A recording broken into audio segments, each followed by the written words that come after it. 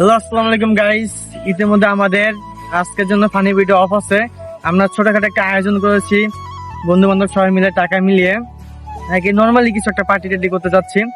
আজকে আমাদের জন্য ভিডিও অফ আছে, ফানি ভিডিও অফ আছে, তাই আমরা আজকে সবাই মিলে একটু খাওয়া দাওয়ার ব্যবস্থা করেছি।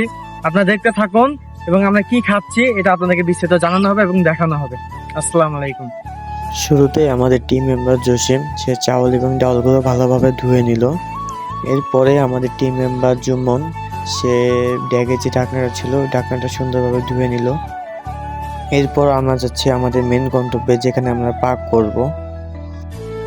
গন্তব্যে এসে আমাদের টিম মেম্বার জসিম আগুন জ্বালানোর জন্য চেষ্টা করছে এবং অন্যদিকে আমাদের টিম মেম্বার জুমন সে আলু কাটছে। আগুন জ্বালা শেষে চুলার উপরে পাতিলটা দেওয়া হলো এবং জুমন পেঁয়াজ কুচিগুলো দিচ্ছে যাতে পেঁয়াজ কুচিগুলো ভালোভাবে লাল লাল হয়। এরপরে আমার হাতে থাকা কিছু গরম মশলা দিয়ে দিচ্ছি। গরম মশলা দিলে এমনি খাবারের ফ্লেভার এবং স্বাদটা অন্যরকম হয়। এরপর সকল মশলাগুলোকে একসাথে মিক্স করা হচ্ছে।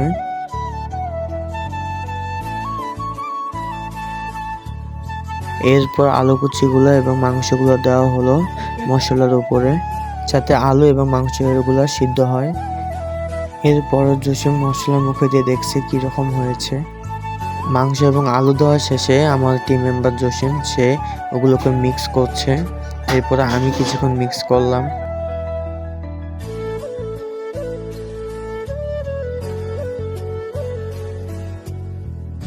মিক্স করা হয়ে গেলে চাউলগুলো দিয়ে দিচ্ছে আমাদের টিম মেম্বার জসিম। পরবর্তীতে তাকে সাহায্য করছে আমাদের টিম মেম্বার জুমন। এরপরে মশলা এবং চাউলগুলোকে মিক্স করে দিচ্ছি আমি।